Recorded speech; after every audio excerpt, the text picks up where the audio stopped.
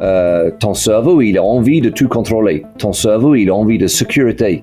Et donc, ton cerveau va tout faire pour contrôler la situation, prévoir, planifier et savoir et créer une zone de sécurité. Et il fonctionne comme ça. Donc, on doit en permanence travailler ça pour commencer à acquérir des instincts et des impulses qui vont à la rencontre de ça, mais c'est en permanence parce que c'est pas comme ton cerveau un jour il se lâche en disant ouais ça va ok fais ce que tu veux ça va aller. Non, ton cerveau il revient toujours à la charge et donc c'est un travail permanent.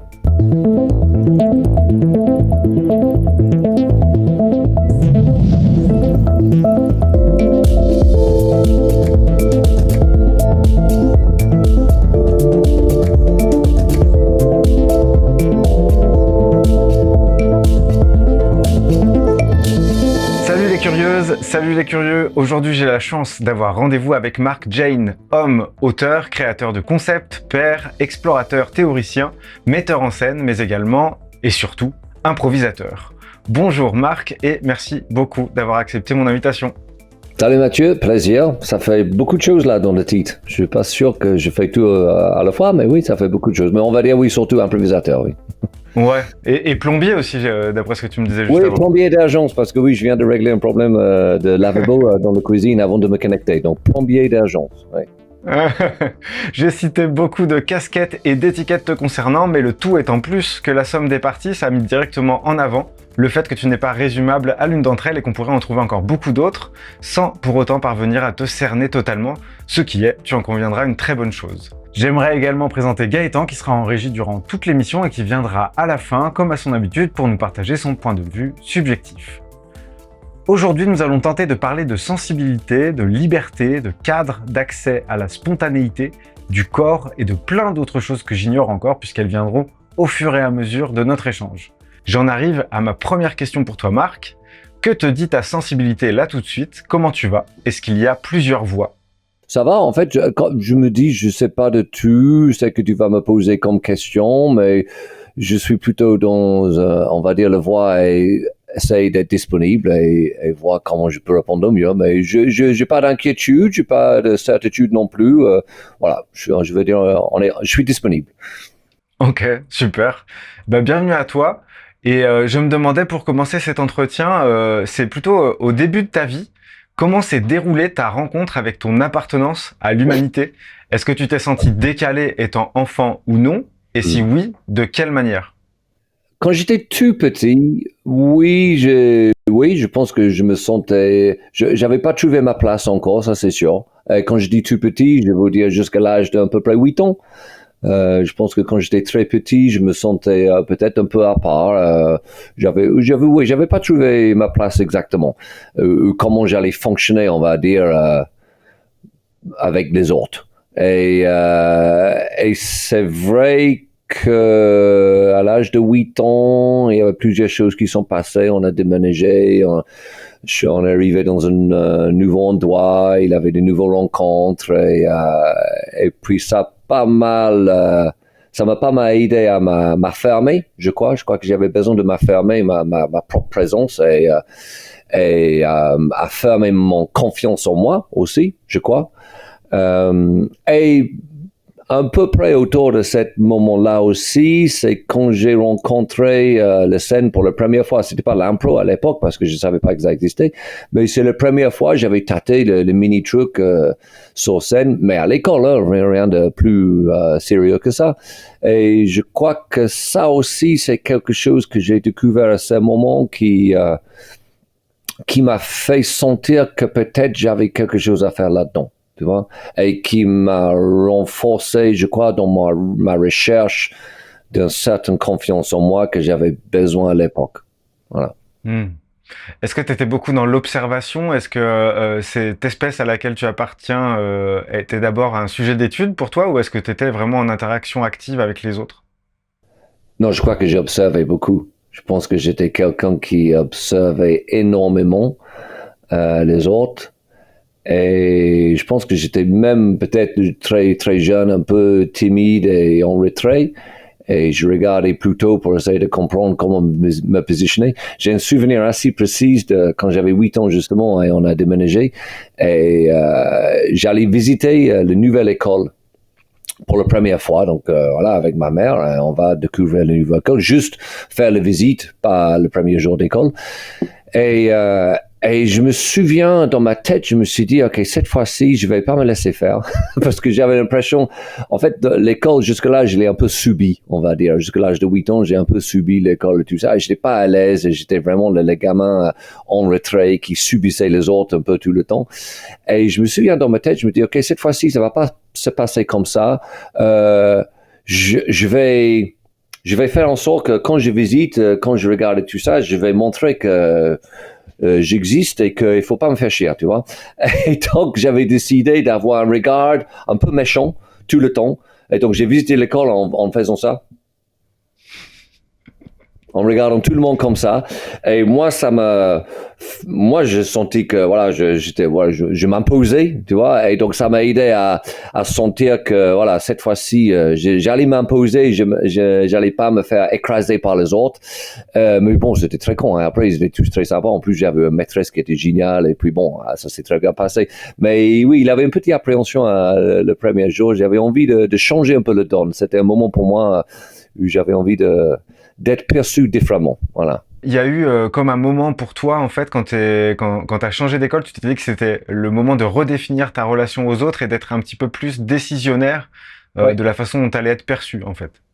Oui, clairement, oui. J'ai clairement le souvenir d'avoir décidé que, OK, à partir de maintenant, je vais essayer de changer les choses. C'était un moment de rupture et un moment aussi de pouvoir repartir à nouveau. Donc j'ai saisi l'opportunité, en fait, oui. Ce qui se passe, c'est que là, en fait, tu comprends que finalement, ce que tu dégages, ça a une importance capitale et donc, du coup, ça va aussi dans ce qui va devenir plus tard ta passion. L'observation d'une part, la façon dont les autres fonctionnent, et puis d'autre part, le fait que toi, suivant ce que tu vas dégager, tu vas pas obtenir les mêmes intentions des autres, les Oui, mêmes réactions. oui, et clairement, j'avais décidé avec l'impro, on travaille beaucoup.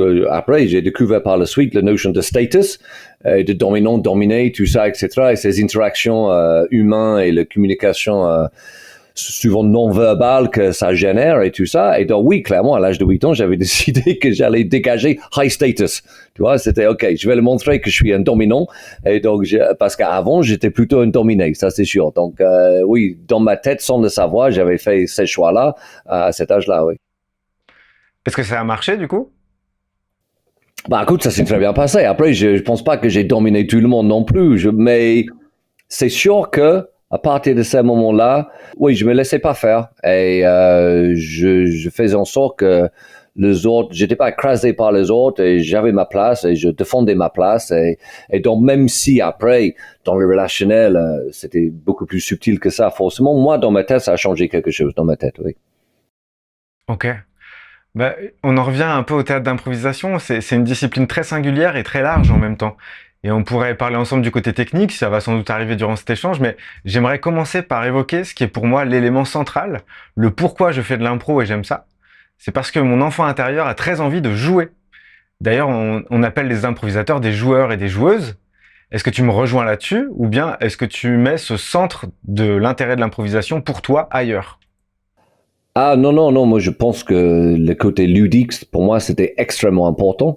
Quand j'ai découvert, parce que j'avais toujours envie de faire du théâtre avant de découvrir l'impro, donc c'était pas l'impro qui m'a donné envie de faire du théâtre. J'avais déjà fait ce choix dans ma tête très jeune, et c'est juste que à l'âge de 13 ans, quand j'ai découvert l'impro dans mes cours d'école, euh, ouais, j'ai découvert une manière de faire du théâtre qui était ludique et où il avait vraiment un côté de jeu que je trouvais super et génial. Et comme je suis passionné de jeu aussi, et puis il avait un côté un peu rebelle aussi quand tu as 13 ans et on te dit tu vas faire la pièce, mais tu vas pas apprendre un texte et tu t'en fous de le texte, tu vas juste l'improviser, tu vas faire ce que tu veux. Il a un côté un peu rebelle aussi qui me plaisait, je pense, beaucoup à l'époque. Et donc, oui, c'est clairement pour moi le côté ludique qui est très important dans mon attirance pour l'improvisation, ça c'est sûr. Après, c'est marrant parce que aujourd'hui, je pense que je peux faire appeler les improvisateurs et les improvisatrices les comédiens et les comédiennes plus que le joueur et les joueuses. Je pense peut-être parce que moi, dans mon approche, comme c'est très, très ludique, je pense que je veux essayer de le rappeler que on fait du théâtre quand même, donc c'est pas juste les conneries. Mais après, pour moi, les deux sont très importants. Il faut qu'on est dans un esprit très ludique et être capable aussi de prendre ce qu'on fait très sérieusement. Ouais. Bah, il y a une notion que j'évoque de temps en temps ici, c'est la notion de jeu sacré. Alors sacré, ça met un truc un peu genre religieux, mais c'est Ouais. cette alternance entre le ludique et le sérieux. Si on a trop de l'un, on bascule dans quelque chose qui est pas constructif. L'équilibre Ouais. entre les deux me paraît très important, ouais. Ah oui, oui, pour moi c'est essentiel dans tout le spectacle que j'ai fait et tout ce que je fais, il faut qu'il y ait les deux. Même si on est en train de faire quelque chose de très tragique, c'est quoi le jeu là-dedans? C'est quoi même si c'est un jeu entre le comédien ou c'est quoi le mini côté ludique là-dedans pour qu'on tombe pas, comme tu dis, complètement dans un truc ultra sérieux ou de l'autre extrême, n'importe quoi. Hmm. Bah, donc à titre personnel, je fais de l'impro depuis un petit bout de temps, Gaëtan aussi d'ailleurs, et j'ai beaucoup moins d'expérience que toi dans l'improvisation, ça c'est sûr. Et je voulais savoir, est-ce que les joueurs d'impro expérimentés sont pas en grande majorité des adultes qui ont eu besoin de garder leur côté enfant vivant et qui ont eu du mal avec la vie normale et routinière de l'image qu'on a d'un adulte sérieux? Peut-être, honnêtement, j'ai du mal à dire oui ou non précisément. J'en connais plein d'improvisateurs, improvisatrices. Ils font ça tous pour des raisons assez diverses et variées. Mais j'ai presque envie de dire, je pense que c'est pas juste quelque chose lié à l'impro. Je pense n'importe quelle personne qui se met à jouer de la comédie, que ça soit texte, que ça soit contemporain, je sais pas, mime, danse, tout ce que tu veux. Les gens qui vont dans un travail d'expression artistique, je pense qu'il y a quelque chose qui nous lie tous, quel que soit le domaine artistique dans lequel on travaille, qui est peut-être un besoin un besoin d'exprimer quelque chose, un besoin de libérer quelque chose, un besoin peut-être, comme tu dis, de retrouver une créativité d'enfance ou de maintenir ça, ou peut-être juste de exprimer certaines choses et de faire un parcours presque personnel à travers ce qu'on arrive à exprimer sur scène, mais je pense que ça c'est quelque chose de global à n'importe quel domaine artistique et je pense pas que c'est plus pour les improvisateurs et improvisatrices que d'autres. Hein. Ok. Bah, intéressant, et je voudrais savoir justement, vu ce que tu viens de me dire, c'est quoi pour toi ce que tu as envie de véhiculer comme message? C'est quoi l'intérêt que tu y trouves là-dedans? Hmm. Il y a deux questions là en fait. Il y a qu'est-ce que je veux véhiculer comme message et quel est l'intérêt pour moi là-dedans. Et c'est pas nécessairement la même chose. Ok. Pour moi en tout cas. Honnêtement, je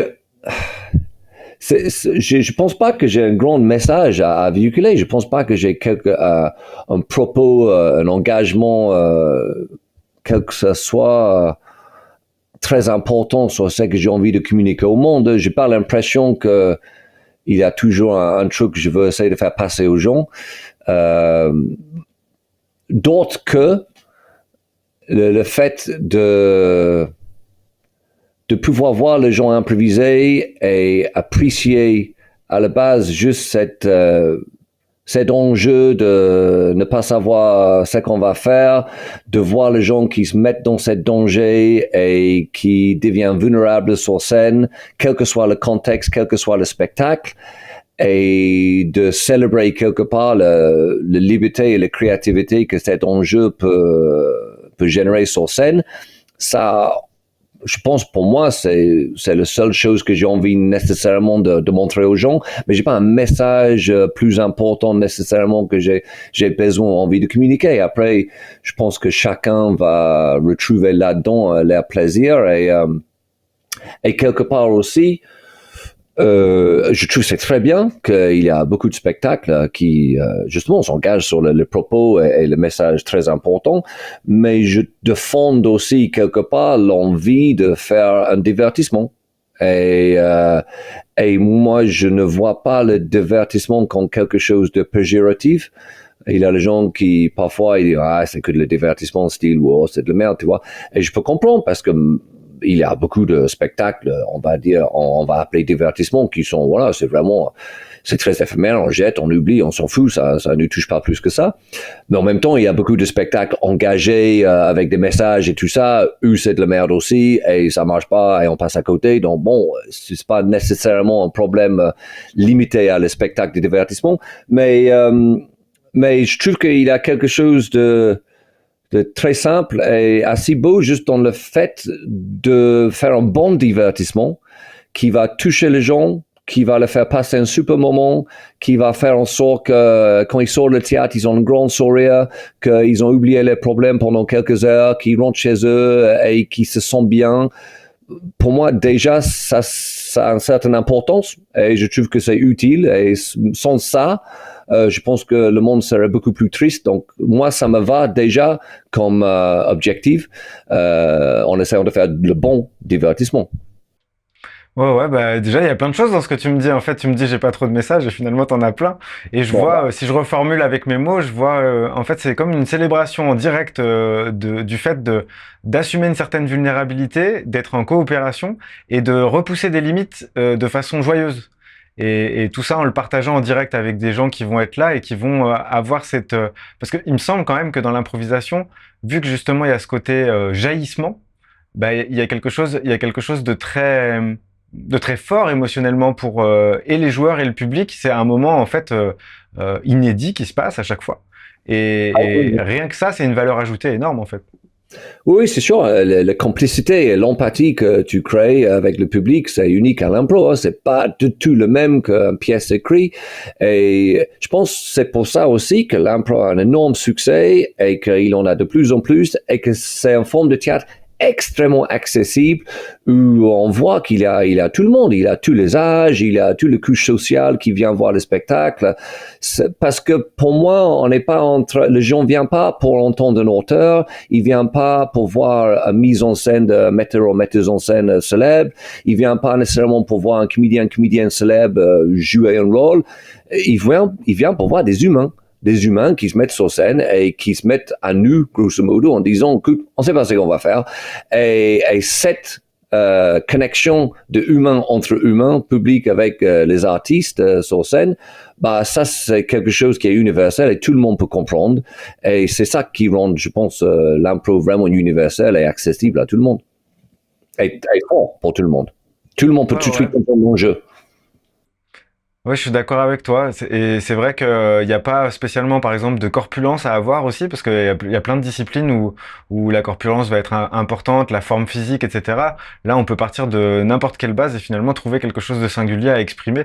Ouais. Mais on y reviendra peut-être tout à l'heure. Là, j'ai envie d'aller un petit peu te chercher du côté de la double nationalité, en fait, qui est la tienne. Et tout à l'heure, je me En posais fait, une question. j'ai pas le double nationalité. Ah, Je suis toujours britannique, j'ai pas la nationalité française. ok. Bah, on peut dire que, Officiellement. ok, officiellement, mais quand même, on peut dire quand même qu'il y a une double culture alors, si ça Oui, te va oui, bien. double culture, oui. Oui. Ok. Déjà, la question que je me posais tout à l'heure, juste avant que tu appelles, je me suis dit, ah oui, c'est vrai, cette question, bon, on doit te la poser régulièrement, mais est-ce que tu rêves plus souvent en anglais ou en français? Oh, franchement, c'est les deux, et maintenant, je me rends même plus compte, je peux même pas te dire. Pareil, dans la journée, tu sais, quand tu as la petite réflexion, tu réfléchis dans ta tête, je sais même plus si c'est en anglais ou en français. Au bout de 27 ans, je sais plus. Je sais plus. Ok. Et puis, ouais, moi, je suis pas très bon. En fait, j'étais vraiment mauvais en langue. C'était mon pire sujet à l'école, les langues étrangères. Et donc, c'est toujours pas facile pour moi, entre guillemets. Mais ouais, j'arrive à un point où je sais plus quelle langue je parle, en fait. Surtout quand je rentre en Angleterre, je mélange tout. C'est n'importe quoi. Je crois qu'avec l'âge, ça va devenir pire en pire. Et moi, je me demandais aussi dans cette double culture, est-ce que il est plus facile, selon toi, dans ton expérience, de sortir son enfant intérieur publiquement au sein de la culture anglaise ou au sein de la culture française? Oh, pense pas que c'est différent.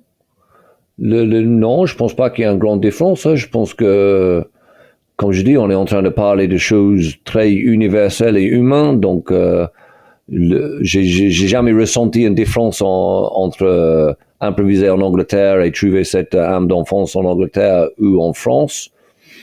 Non, j'ai pas trouvé une différence. Donc, je pense que n'importe quelle culture, parce que bon, comme je dis, c'est juste un truc humain. Donc, non, j'ai pas trouvé une différence pour ça, non. Quand tu joues en anglais, est-ce que ça change ton jeu? Est-ce que ça change les personnages que tu choisis, tes idées, ton positionnement? Oui, je pense qu'il y a une différence. Il y a une différence parfois dans le rythme des personnages et le rythme de parole. Parce que chaque langue apporte son propre musique et sa propre rythmique. Donc ça change. Les personnages aussi, probablement, oui. Et c'est là où peut-être la culture va influer un peu plus parce que chaque culture, en fait, a des personnages qui existent un peu dans le culture populaire. Et je pense que il y a certains types de personnages que je vais peut-être jouer en français qui je vais pas jouer en anglais et vice versa, où ils vont venir plus naturellement, on va dire. Et puis, oui, le vocabulaire, forcément. En fait, ce qui est bizarre, c'est qu'aujourd'hui, je joue très rarement en anglais, très, très rarement. Donc, c'est vraiment très bizarre. Et de temps en temps, j'arrive à le faire. Et là, j'ai joué en anglais il y a un mois. Et c'est vrai que je me suis dit, putain, c'est quand même plus facile. Hein. Il a le mot qui vient quand même beaucoup plus facilement, même si, bon, je joue en français tout le temps, mais ouais, c'est quand même plus facile en anglais. Est-ce que du coup, il y a la question du fait de retourner en Angleterre pour continuer ce que tu fais, elle se pose cette question? Non, parce que ce serait complètement idiot de ma part. Personne ne sait qui je suis en Angleterre. Hein. Je ne suis pas du tout connu. Si je pars en Angleterre, c'est repartir à zéro. Hein. Donc, ce serait vraiment, si j'avais envie de repartir à zéro, et vraiment zéro. Hein. Et donc, non, ce ne serait pas un bon choix. Oui. Si je repars en Angleterre, ce serait pour faire autre chose, je crois. Ok. Ouais, j'ai une question vraiment très longue, alors accroche-toi. Ok. Je prends ma thé alors et je te laisse. Ouais. Ça marche. Sur cette chaîne, nous abordons le sujet des étiquettes qui peuvent nous servir à mieux comprendre notre fonctionnement, notre rapport à nous-mêmes et aux autres. Par exemple, on parle beaucoup des surdoués, des personnes avec autisme, avec une haute sensibilité, des troubles de l'attention, etc. Et nous considérons ces étiquettes comme des sas qui ouvrent à une acceptation de notre statut d'humain, plutôt que comme des cases dans lesquelles on s'enferme et on se définit. Et il me semble croiser beaucoup de gens atypiques dans le monde de l'impro, ce que j'appelle avec mes mots des décalés de naissance. Et c'est un peu comme si cette discipline attirait les personnes conscientes ou non de leur spécificité. Est-ce que c'est simplement un biais cognitif de ma part parce que c'est un sujet qui m'intéresse ou alors, est-ce que tu côtoies beaucoup de personnes avec une sensibilité particulière, avec un fonctionnement cognitif particulier dans ta pratique de l'impro? Oui, il a été long la question. Hein. Bah, encore, je dirais pour moi, c'est pas limité à l'impro. Comme clairement, j'ai fait beaucoup d'impro, mais j'ai aussi fait beaucoup de textes et théâtre classique et plusieurs travails. J'ai fait plein de travaux artistiques divers et variés en tant que comédien. J'ai fait des voix, j'ai travaillé dans l'événementiel. Bon, j'ai fait plein de choses. Et donc, je n'ai pas que côtoyé les improvisateurs, improvisatrices.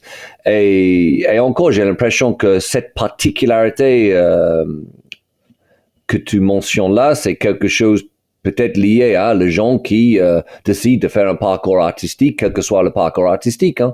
Je pense que ça, c'est quelque chose qui est commun à tout le monde qui part dans la logique de faire comédienne. Parce que c'est une démarche quand même assez particulière. Et donc, forcément, ça part d'une personnalité qui peut-être soit en décalage ou soit juste une envie de ne pas nécessairement rentrer dans le norme de ce qu'on attend de tout le monde, style métro, bureau, dodo. Et donc, oui, je pense que c'est quelque chose qui correspond à tout le monde, qui fait un peu, on va dire, artiste, même si Alors, tu parlais justement des mots et des cases et les termes qu'on va donner aux gens pour essayer de les caser ou les comprendre et les catégoriser. Ce mot artiste, c'est intéressant. Je me suis souvent posé les questions, mais je pense que moi, je me considère pas comme un artiste parce que j'ai l'impression que le mot artiste, ça implique un engagement au-delà de juste faire des spectacles et tout ça. Et comme quand tu m'avais posé les questions avant sur est-ce que tu as un message ou un truc que tu veux faire passer, etc., j'ai l'impression qu'un artiste, c'est quelqu'un qui a peut-être un engagement un peu plus fort sur leur envie de faire passer un message, de communiquer quelque chose. Donc c'est vrai que j'ai du mal à me dire que je suis un artiste. Je suis juste un mec qui fait de l'impro, en fait. Ok. Bah, intéressant que tu veuilles mettre cette distinction. À titre personnel, je continuerai de te considérer comme un artiste si ça te dérange pas. Après, ça me dérange pas, si t'as envie. Ouais, non, mais parce que justement, c'est intéressant ce que tu dis. En fait, l'engagement artistique, c'est vrai qu'il y a plein de gens qui vont avoir des convictions, qui vont avoir des messages très forts à faire passer, des revendications et des idéaux derrière. Et puis, finalement, j'ai l'impression que justement, la spécificité de l'impro, ça va être de prendre les choses comme elles sont, puisqu'il n'y a pas de préparation particulière, il n'y a pas, c'est une discipline tout terrain.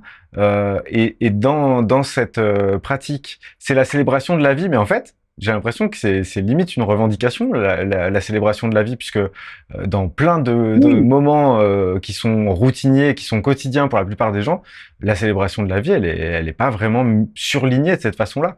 Donc en fait, oui, non, mais finalement, il y a quelque chose. oui, non, je suis d'accord avec toi. Oui, oui, forcément, il y a ça qui est, comme on a dit, qui a un peu motivation et une envie de montrer ça aux gens, ça c'est certain. Mais voilà, j'ai pas nécessairement un engagement plus fort que ça. Mais en même temps, dans l'impro aujourd'hui, il y a énormément de spectacles et de gens qui travaillent avec justement un engagement plus fort sur certains idiots, sur certains messages. Et ça, c'est génial. Hein. Mm. Euh, mais voilà, donc ça existe, donc c'est très bien. J'ai parfois de mal avec l'idée.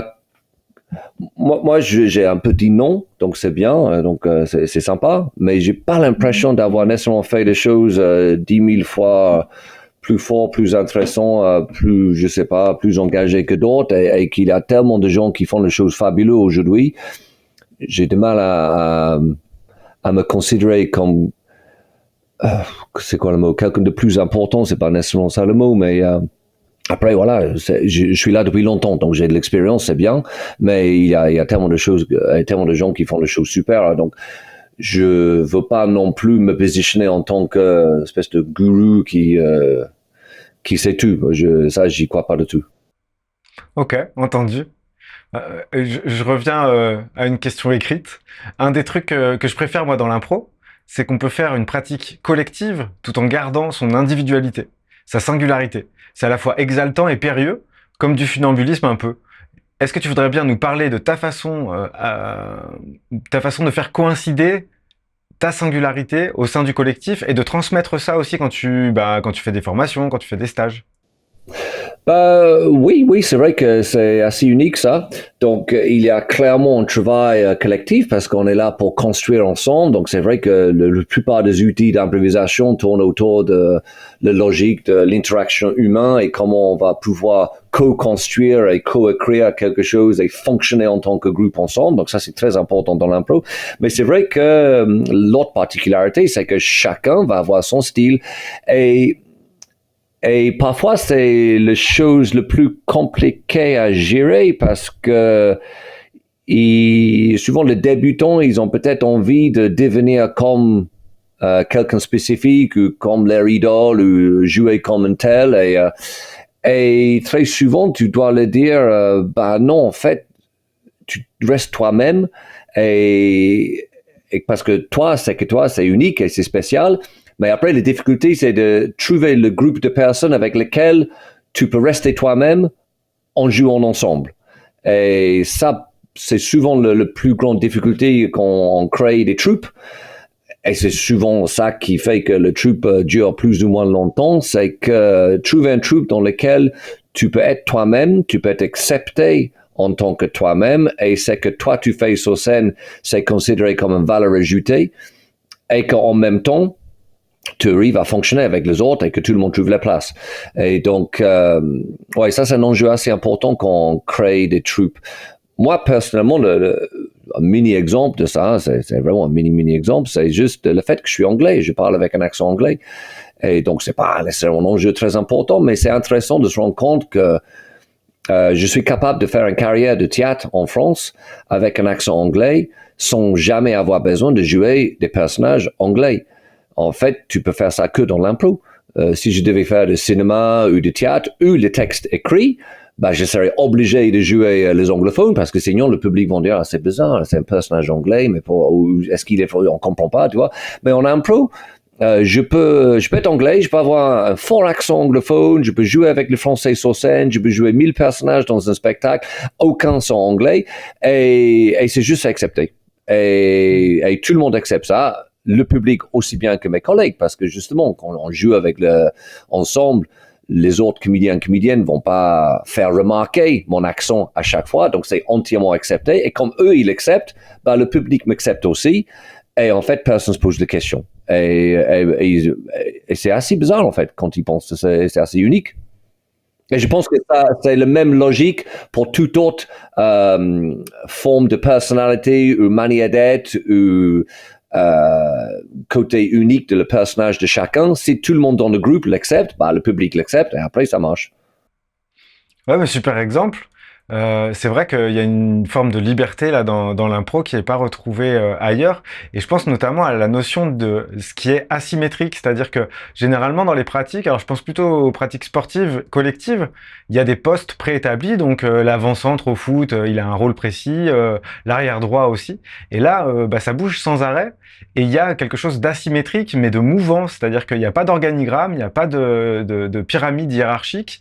Il va y avoir des personnes qui vont prendre plus de place selon les scènes, des personnes moins de place selon les scènes, et puis après selon leur caractère aussi et leur façon de construire. Et donc du coup, c'est comme si, en fait, il y avait pas les maillots avec les numéros, mais que finalement, une équipe qui fonctionne, c'est chacun joue son numéro, et après on voit ce que ça donne comme équipe, en fait, finalement, et à quoi on joue. Oui, complètement. Et même au-delà de ça, c'est que c'est chaque spectacle. Il a des spectacles dans lesquels un jour, c'est moi qui va faire beaucoup de narrative. Le lendemain, c'est peut-être, je sais pas, quelqu'un d'autre qui va gérer beaucoup de narrative. Et donc, moi, je fais autre chose. Et puis, la semaine après, bah, moi, je suis pas plutôt dans les motifs et quelqu'un d'autre va gérer autre chose. En fait, ça change aussi de spectacle en spectacle. Après, on a chacun clairement nos forces et nos faiblesses. Et je trouve ça très bien. Et je suis pas non plus dans une logique de forcer tout le monde de travailler leurs faiblesses. Je suis plutôt dans une logique de valoriser leurs forces et qu'après, si on arrive à avoir une bonne équipe, bah, la force de tout le monde ensemble va faire en sorte que les faiblesses sont pas un problème. Si tu vois ce que je veux dire. Ouais, je vois très bien. Et en sachant que à chaque spectacle, ça va changer. À chaque spectacle, à chaque fois quand le rideau s'ouvre et on est sur scène, bah, on essaye de tout le monde dans le spectacle rapidement sentir, ok, aujourd'hui, ça va plus être comme ci, plus être comme ça, et que les autres sont capables aussi de parfois prendre les forces des autres et prendre la place des autres sur certaines notions. Hmm. Ouais, super. Du coup, justement, j'en arrive à un aspect de ta pratique parce qu'en fait, finalement, tu as construit une place qui est bien particulière. Il n'y a pas beaucoup de gens il y a plein de gens qui vivent de l'impro, mais la façon dont tu le fais toi, c'est qu'il y a beaucoup de création de création de concepts, de formats et créer de nouveaux contextes, de nouveaux cadres, de nouveaux spectacles. C'est quelque chose que tu as fait beaucoup à travers le temps, j'ai l'impression. Et j'aimerais que tu nous parles de ton expérience dans ce domaine parce que qu'est-ce que ça change de changer le cadre? Qu'est-ce que ça permet? Qu'est-ce que ça provoque? Qu'est-ce que ça autorise? C'est marrant parce que c'est pas quelque chose que j'essaye de faire nécessairement. J'ai pas un désir permanent de putain, il faut que je crée un spectacle, j'ai une idée, il faut que je le fasse. En fait, c'est souvent les gens qui m'obligent de le faire. Parce que il faut savoir, je suis assez feignant, en fait. Donc, si les gens m'obligent pas de faire les choses, probablement, je ferai beaucoup moins. Et donc, souvent, c'est dans le cadre des festivals ou quand je suis invité quelque part que les gens me disent, tiens, t'es là avec tel, fais un duo avec tel. Et donc, tu fais, ok, donc, obligé de créer quelque chose. Ou au sein de la compagnie avec les E aussi, Tim un jour qui dit, voilà, tout le monde doit créer le duo, fais ce que tu veux. Donc, ok, on va faire. Donc, en fait, c'est souvent les gens qui me poussent un peu à réfléchir et créer les choses. Après, dans mon démarche, après, moi, j'ai forcément les idées de temps en temps. Voilà, pilote, c'est un truc qui traînait. Mais pilote, c'est une idée qui traînait depuis 2-3 ans, en fait, tu vois. Et c'est juste, j'attendais tranquillement le moment où quelqu'un me dit, ah bah tiens, vas-y, tu devrais le faire, parce que pareil, sinon je l'aurais pas fait. Et c'était Tim un jour qui me dit, bah attends, fais-le. Donc, ah, ok, d'accord. Et donc, oui, j'ai les petites idées qui traînent un peu en tête. Je le note et puis il traîne un peu par-ci, par-là. Et parfois, ça va prendre 5-6 ans avant que quelqu'un me propose quelque chose où on me dit, bon, voilà, tu dois créer un spectacle, voilà le cadre, voilà ce que tu as comme disponible. Et je me dis, ça correspond à peut-être telle idée. Donc, je ressors l'idée et après, je le teste. Et donc, souvent, ça fonctionne comme ça. Mais après, dans ma manière d'aborder la création, tout dépend qu'est-ce que c'est. Je pense de plus en plus, j'essaie de trouver la simplicité de le concept. J'essaie de trouver le fil rouge simple de le concept. C'est quoi le truc central de ce concept que j'ai envie d'explorer? Souvent, j'ai 2 choses que j'utilise comme point de départ pour m'aider. Parfois, je me dis, c'est quoi la question centrale que j'ai envie que le public se pose quand ils entendent le prémisse du spectacle et on regarde dans le spectacle, c'est quoi la question, une seule question qui va être la question centrale qu'on a envie que le public se pose pendant tout le spectacle. Donc ça, parfois, ça aide à cerner un peu plus et focaliser le travail. Et parfois, j'aime bien choisir un mot et je me dis, c'est quoi le mot qui représente le plus toute la logique de ce qu'on va évoquer dans ce spectacle. Et pareil, ça peut m'aider parfois à juste focaliser mes idées et être plus clair sur le choix que je vais faire artistique après. Donc voilà, une question centrale, un mot clé qui évoque l'ensemble du spectacle et après réfléchir sur comment varier le plaisir dans le spectacle.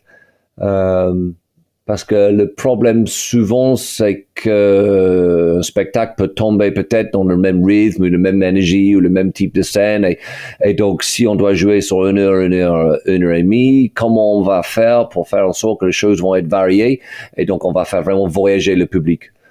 Et donc, je pense que ça, c'est le 3 enjeux le plus important. Que j'essaie de considérer. Après, le point de départ, ça peut être plein de choses. Ça peut être un exercice que je trouve sympa. Ça peut être un autre comédienne avec lequel j'ai envie de jouer et on trouve notre terrain d'entente. On a envie d'explorer tel univers. Ça peut être un genre. Ça peut être un type d'histoire que j'ai envie de raconter. Donc, le point de départ, ça peut être plein de choses. Et après, oui, souvent, j'ai ces 3 paramètres que auxquels j'essaie de répondre pour après commencer à construire sur la réflexion de comment on va le faire fonctionner. Je sais pas si ça, en fait. Je pense que c'était une réponse un peu tarabiscotée, mais bon, voilà. Non, j'ai compris ce que tu me dis et justement, je trouve ça intéressant par rapport à ce qu'on a déjà échangé plus tôt, c'est-à-dire que le côté artiste avec un message engagé, effectivement, là, ce que tu me dis finalement, c'est que t'axes les choses sur le côté créatif et le côté Ouais, en fait, tu me fais on rendre sait pas compte ce qui va se passer. Ouais, en fait, tu me fais rendre compte que je dis que le paradoxe en fait. Mais oui, mais j'aime bien dire, pour moi, un spectacle doit communiquer quelque chose au public. Après, on n'est pas obligé d'avoir un message politique très fort, mais pour moi, il y a toujours une logique. Qu'est-ce que je veux faire vivre au public? C'est quoi l'expérience que je veux le faire vivre? C'est quoi la promesse que je fais au public par rapport à un spectacle? Et après, essaye de faire en sorte que, bah voilà, tu rends ta promesse. C'est que tu as promis, c'est ce que tu fais. Mais c'est quoi l'expérience? Qu'est-ce que je veux le faire vivre comme ambiance, comme univers? Ben, en fait, tu sais, j'ai l'image d'une baguette magique et quelqu'un avec un grand message, ce serait quelqu'un qui veut faire sortir quelque chose de précis de sa baguette. Et toi, ce que tu fais, c'est que tu bosses sur la baguette. Pour moi, c'est ça. Je prends. Très bien. Donc, du coup, c'est un peu particulier cette vie-là qui est la tienne parce que ta routine est faite d'exceptionnel et je me demandais comment tu fais pour garder quelque chose en fait qui ne s'affaisse pas avec le temps parce que pour la plupart des improvisateurs, il y a des spectacles réguliers mais on joue de temps en temps. Enfin, ceux que je connais, ils vont jouer peut-être 4-5 fois par mois maximum. Et donc, du coup, ça reste exceptionnel de jouer aussi peu finalement dans une année. Toi qui joues beaucoup, Comment tu fais pour que ce soit justement, bah, c'est peut-être la création des concepts dont on parle juste avant qui sert à ça, mais il y a peut-être d'autres choses. Comment tu fais pour que ça soit routinier comme être, je sais pas moi, au guichet à la poste, quoi? Non, je vois. Bah déjà, bon, donc c'est bio que j'ai joué le plus. Donc bio, c'est 2, 3 fois par semaine depuis les derniers 6, 7 ans, tu vois. Donc là, c'est vraiment beaucoup, beaucoup, beaucoup. Et chacun de nous, on a joué plus de 700 fois le spectacle. Donc ça fait vraiment beaucoup. Euh, Après, bio, la particularité de bio, c'est que c'est un concept qui est très libre dans le sens que vraiment l'histoire et ce qu'on raconte peuvent vraiment être très divers et variés à chaque fois. Et ça aide énormément parce que on se sent pas trop piégé dans une certaine manière de faire.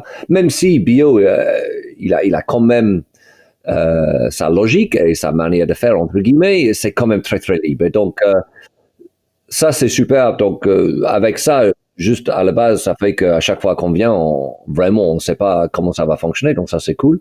Je pense qu'une des choses qui a aidé aussi avec Bio, c'est qu'on est 3 sur scène, mais on est 7 dans la compagnie. Et donc, ça fait que le trio, à chaque fois, ça change beaucoup, beaucoup, beaucoup, beaucoup. Et ça, en soi, ça aide énormément dans le fait de garder la fraîcheur parce qu'il y a, je sais pas combien de possibilités de trio divers et variés. Il y en a un paquet. Et comme chacun amène justement son univers, sa façon de jouer et sa personnalité, à chaque fois, les deux autres sur scène changent et donc ça fait que pour nous, on peut pas tomber dans une routine de jouer.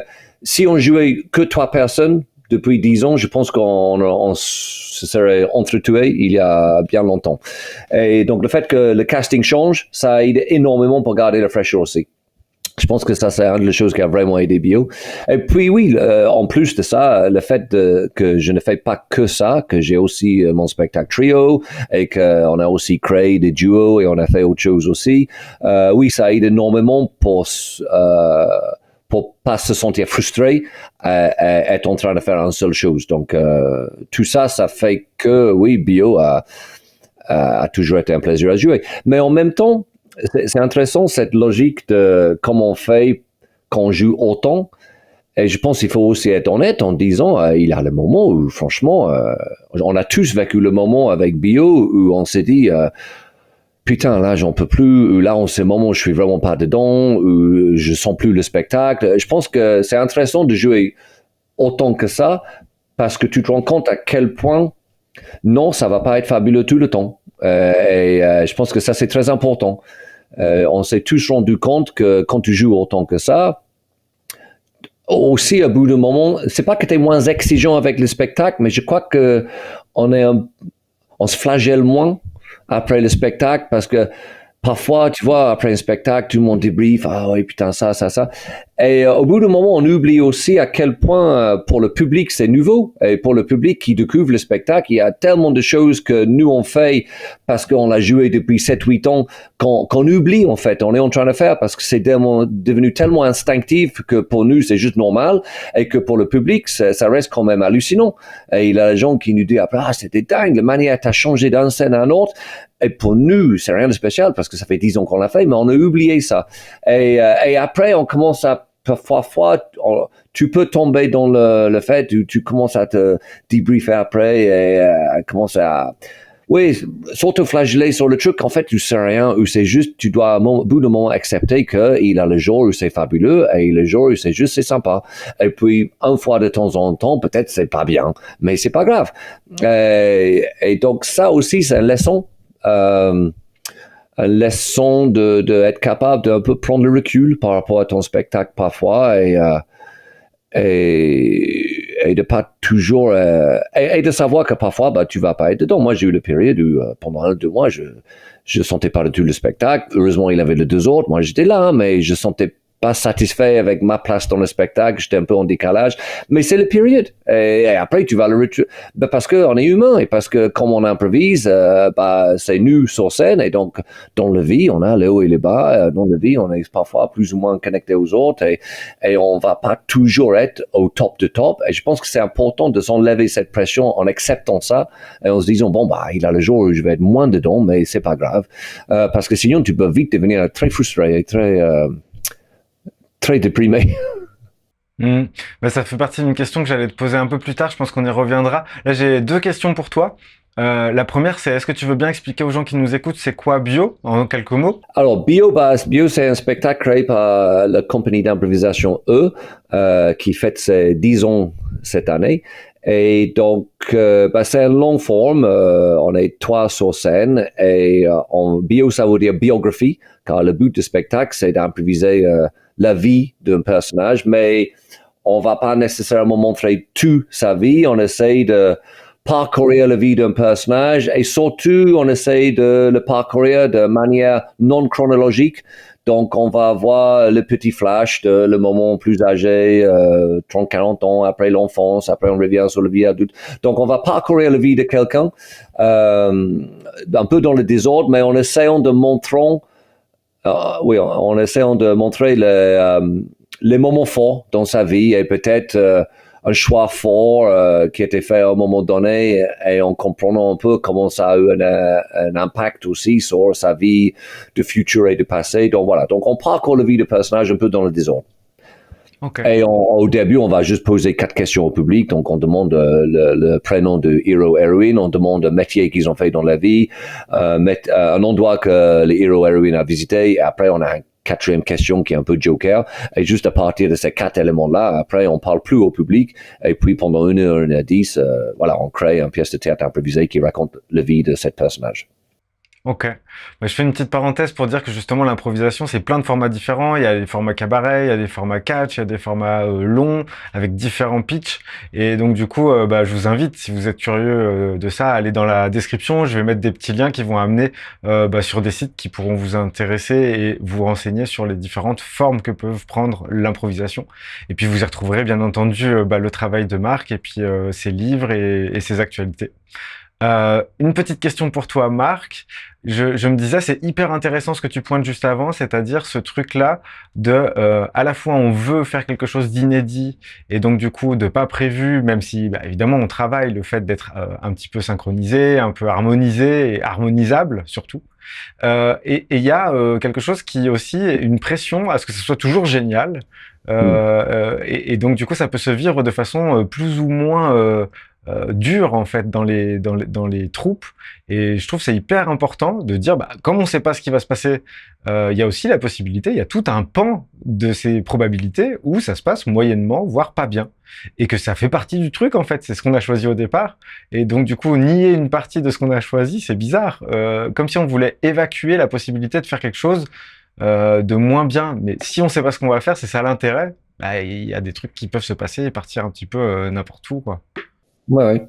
Ah non, mais et c'est une des choses qui est très difficile à gérer dans une troupe aussi, parce que il y a, ça dépend comment le troupe est organisé, mais il peut avoir un directeur artistique, il peut peut-être le troupe juste y gère tous le spectacle ensemble, mais oui, il a toujours cette logique de OK, on a joué, qu'est-ce qui va pas, essayer de réajuster, parce que forcément on veut essayer de proposer la meilleure vision possible de notre spectacle. Et c'est pour ça aussi, je pense que c'est important dès le début d'essayer d'établir qu'est-ce qu'on veut communiquer aux gens pour qu'on sait clairement notre objectif sur qu'est-ce qu'on veut faire vivre aux gens comme expérience, parce que comme ça, on a un repère pour pouvoir débriefer. Mais après, voilà, souvent c'est le problème personnel aussi, hein. C'est là où on va dire l'ego de chacun, aussi le désir de chacun et la confiance de chacun, et puis le souci de chacun peut sortir, parce que dans le moment où peut-être ça va pas moins bien, où ça va moins bien, forcément, c'est là où toutes les angoisses et tous les soucis peuvent commencer à sortir. Donc, il y a une gestion après de la personnalité de chacun et un peu les angoisses personnelles qui est assez compliquée dans un groupe et un troupe et qui peut créer beaucoup de problèmes. Et puis, à un niveau personnel aussi, je pense que c'est important d'essayer de se rendre compte quelles sont mes propres angoisses ou soucis. Et que, parce que souvent, à la fin d'un spectacle, j'ai l'impression parfois que quand on débrief, les gens, en fait, ils débriefent par rapport à eux dans le spectacle et pas nécessairement par rapport au spectacle global. Et c'est important de faire la différence parce qu'il y a le spectacle global que le public a reçu, c'est ça que eux ils ont vu. Eux, ils n'ont pas vu le petit souci individuel de chacun et comment chacun se sentait plus ou moins bien. Eux, ils ne sont pas compte de ça. Mais par contre, eux, ils reçoivent un message global qui est le spectacle. Et donc, je crois que c'est important à la fin de savoir qu'est-ce qu'on a fait comme spectacle. Et après, à l'intérieur de ça, est-ce que chacun a eu des soucis ou pas? Et s'ils ont eu des soucis, est-ce que c'est purement leur souci personnel ou c'est par rapport à quelque chose qui s'est passé avec quelqu'un d'autre? Voilà, il peut y avoir plein de raisons, mais moi, je sais que souvent, je pense que de plus en plus, j'essaie de faire la différence entre, OK, là, le spectacle a fonctionné, mais moi, je sais que moi, là-dedans, j'étais pas satisfait avec moi, mais c'était pas la faute de le spectacle, ni de quelqu'un d'autre dans le spectacle. C'est juste moi. Et après, bah voilà, après, j'ai juste à me gérer moi et essayer de surmonter ça moi-même, mais ça, c'est mes soucis perso. Mais je pense que c'est bien que ça reste mes soucis perso, parce que si je commence à le projeter sur les autres tout le temps, bah, c'est là où ça peut être compliqué pour les autres, parce que c'est pas leur problème nécessairement. Bon. Hmm. Ouais, mais moi je trouve ça assez significatif, c'est-à-dire que là on est en train de parler d'un truc qui est spécifique à l'après-match d'impro, mais finalement on est sur quelque chose qui est plus large dans notre rapport à la vie, hein, d'autant plus actuel, puisque la frustration c'est un vrai sujet, le côté négatif des choses qu'on entreprend, c'est un vrai sujet. S'engager dans une relation amoureuse et pas vouloir vivre les côtés un petit peu durs de d'une relation sur le long terme, ben, ça fait partie des choses qui font qu'il y a plein de choses qui sont très vite abandonnées. Vouloir qu'un travail soit uniquement agréable aussi. Enfin, et pourtant, moi le premier, je peux pas me départir de cette envie que tout soit au maximum du plaisir, du bonheur, etc. Et donc, je pense que ce que tu pointes du doigt, c'est vraiment très important, parce qu'en fait, ça te ramène à toi, dans ton rapport à toi, dans les moments où en fait, c'est toi qui, dans le moment, n'a pas trouvé la place que tu aurais souhaité. Et c'est comment est-ce que tu peux arriver à être doux avec toi dans ces moments-là? D'être doux avec moi-même? Ouais. Oh la vache. Bah, c'est pas facile, hein. Je pense que j'ai pas encore trouvé si j'avais trouvé la réponse, je serais beaucoup plus tranquille dans ma vie, je crois.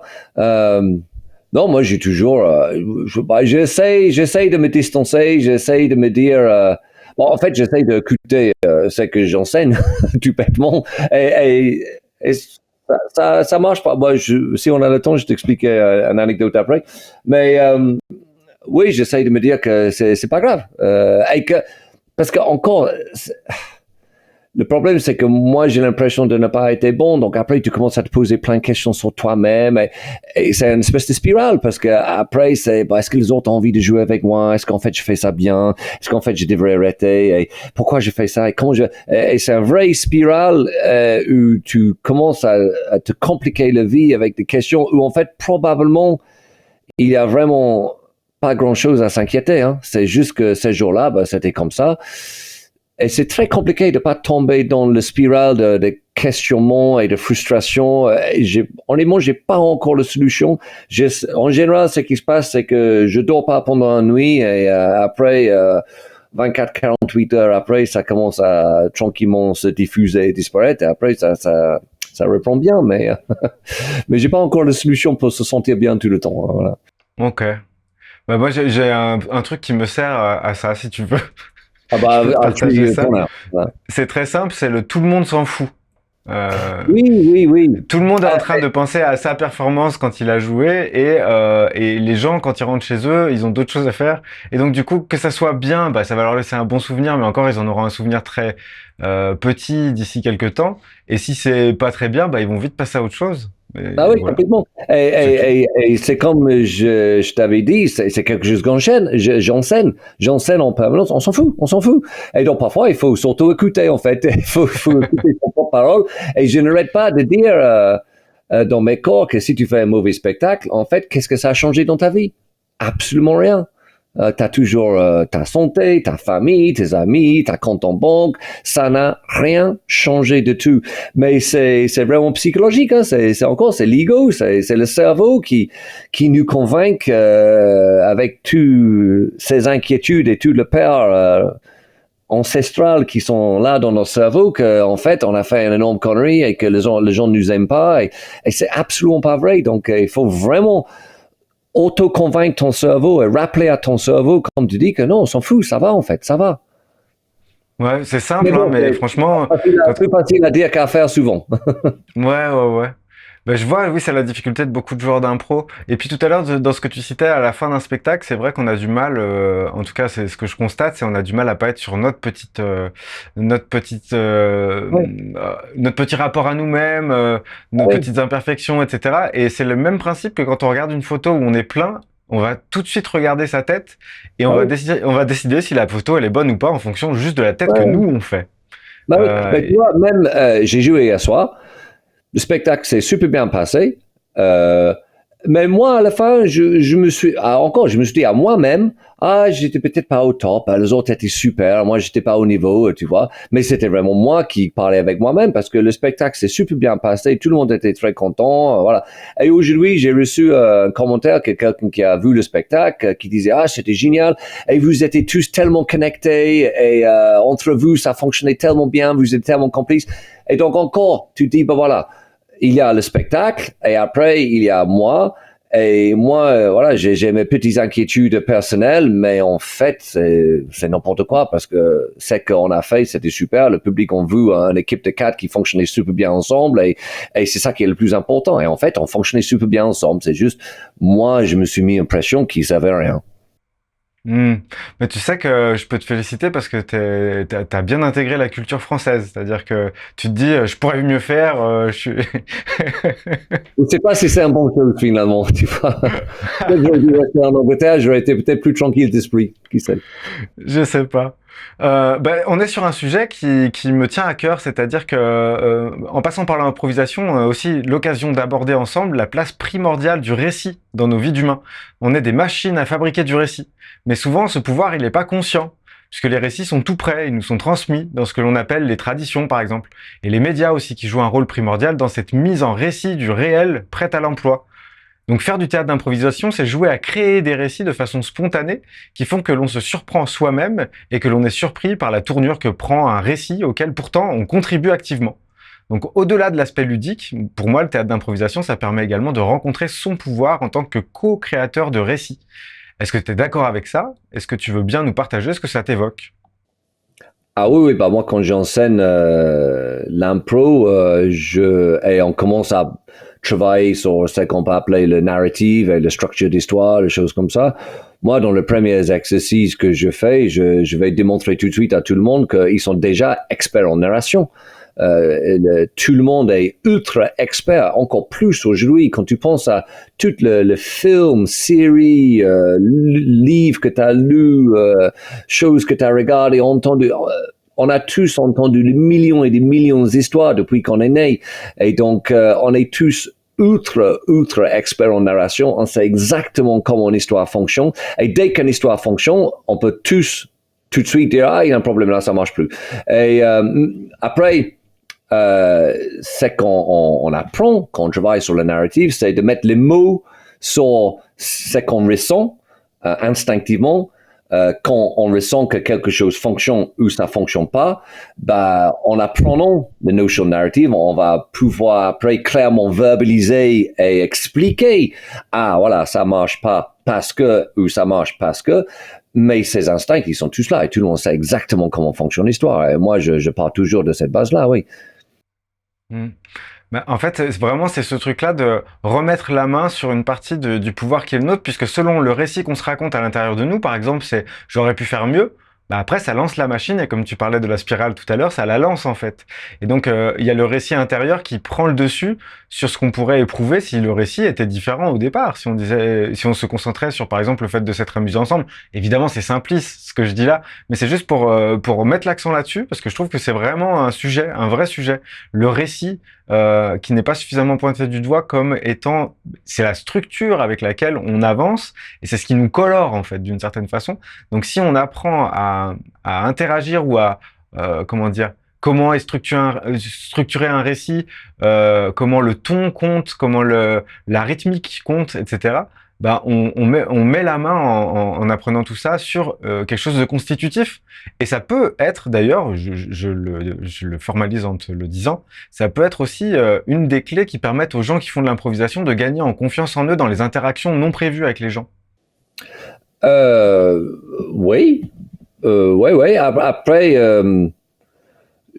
pour moi, c'est important d'apprendre des notions narratives parce que on peut très bien se dire, on s'en fout d'apprendre une notion narrative, on va juste improviser, on va être libre et on va raconter les choses. Et oui, tu vas raconter les choses, c'est certain, parce que comme de toute façon tu es programmé pour raconter les histoires et que toutes ces choses sont instinctives, tu vas probablement très bien réussir. Après, pour moi, ce qui est intéressant dans le fait de travailler et vraiment aller un peu plus loin dans la compréhension des notions narratives, c'est de vraiment savoir ce qu'on est en train de faire pour pouvoir mieux le manipuler et peut-être rechercher la manière de raconter les choses un peu diverses et variées, mais en sachant ce qu'on est en train de manipuler. Parce que sinon, on est juste en train de manipuler un truc, on comprend rien. Mais après, de vraiment avoir compris tout le petit concept et toute la logique et toute la base de la structure narrative, fait qu'après, une fois qu'on a la maîtrise, on est mieux placé pour le casser en fait, et de faire ce qu'on veut avec, parce qu'on sait ce qu'on manipule. Et je pense, pour moi, ça c'est une position de force qui est très important, et une position de pouvoir qui fait que, bah, pour moi, la citation que j'aime bien, c'est celui de Picasso. Alors, il faut que je me souvienne maintenant, c'est euh, quelque chose comme tu dois apprendre les règles pour être professionnel, mais une fois que tu as compris les règles, tu peux les casser comme un artiste, ou un truc comme ça. Donc, apprendre les règles, apprendre ce qu'on est en train de manipuler, comprendre toutes ces notions, tous ces concepts narratifs, pour qu'une fois que tu les as entre les mains, après, tu es vraiment libre de les casser et de faire le spectacle aussi bizarre que tu veux, ou aussi évocatif et innovateur que tu veux, mais au moins tu as le pouvoir de savoir exactement ce que tu es en train de manipuler et donc pouvoir le manipuler à ton avantage, au lieu de juste croiser le doigt que ça va fonctionner. Ouais, exactement. Bah, j'ai cette image, tu sais, de l'actualité qui est finalement regardez tous là-bas et tout le monde qui va d'un côté, regardez tous là-bas comme ça. Ouais. Et au bout d'un moment, tu peux arriver à ta narration personnelle en fait et avec ton environnement proche, j'entends. Hein, c'est pas juste un ego trip, mais c'est dire la vie que tu te racontes et que tu vis au quotidien, elle peut être tellement puissante qu'en fait t'as même plus besoin de te connecter à ça pour aller quelque part. Donc du coup, en fait, tu deviens générateur de la direction que tu prends parce que t'as pris les possessions et la maîtrise de ton récit et ça joue un rôle vraiment très important. Ouais, Euh, ouais. je vais faire je vais faire une petite parenthèse pour m'adresser aux spectateurs réguliers de la chaîne et pour leur conseiller vivement de tester l'impro. C'est une discipline incroyable qui permet notamment, dans mon expérience, de laisser parler le corps avant le cerveau. Et ça, c'est pas rien. C'est la seule discipline qui me permette de faire ça. D'ailleurs, il me semble qu'une des plus grosses barrières qu'on puisse avoir en tant que joueur d'impro, c'est de vouloir réfléchir avant de vivre le moment. C'est d'avoir l'espoir de tout contrôler. Qu'est-ce que tu en penses de ça? Ah oui, complètement, oui, oui. Et c'est un travail de tous les jours et c'est un travail permanent aussi. Hein. Je sais que dans mes cours, j'enseigne beaucoup, oui, comme tu dis, de partir avec le corps, de laisser le corps donner les impulses et les impulsions, trouver une connexion avec l'autre sans nécessairement essayer de tout de suite écrire dans ta tête le scénario, juste la simplicité de l'énergie et la présence de l'autre sur scène, c'est que ça te fait ressentir et que utiliser ça comme point de départ. Donc, je l'enseigne beaucoup. Hein. Mais je te dis, c'est un travail quotidien presque. Et même pour moi, après avoir joué tant d'années d'impro, ouais, il faut que je me rappelle de ça tout le temps, même dans le spectacle, parce que après, ça dépend du spectacle aussi. Il y a le spectacle où c'est plus ou moins facile, on va dire, à appliquer, mais je dois me rappeler de ça tout le temps parce que même moi, j'ai encore le moment où je monte un peu trop dans ma tête, où je me rends compte que, attends, là, t'es en train de réfléchir un peu trop, essaye de reconnecter avec la scène et ce qui se passe. Donc, parce que c'est ton cerveau c'est pas une manière de fonctionner qui est habituelle pour ton cerveau. Ton cerveau, il a envie de tout contrôler. Ton cerveau, il a envie de sécurité. Et donc, ton cerveau va tout faire pour contrôler la situation, prévoir, planifier et savoir et créer une zone de sécurité. Et il fonctionne comme ça.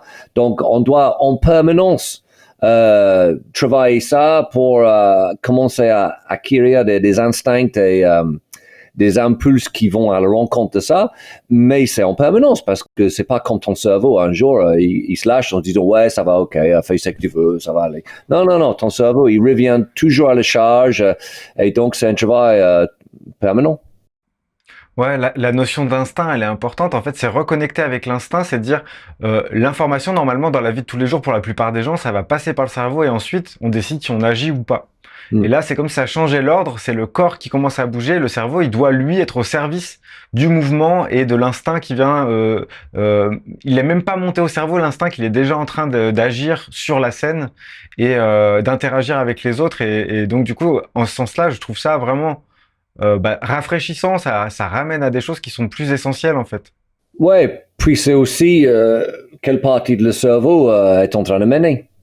Parce qu'on a le côté discipliné académique qui veut tout gérer, etc. Et après, je sais pas quel côté c'est, hein, mais tu as le côté aussi émotionnel, instinctif, animal, qui est beaucoup plus spontané, justement.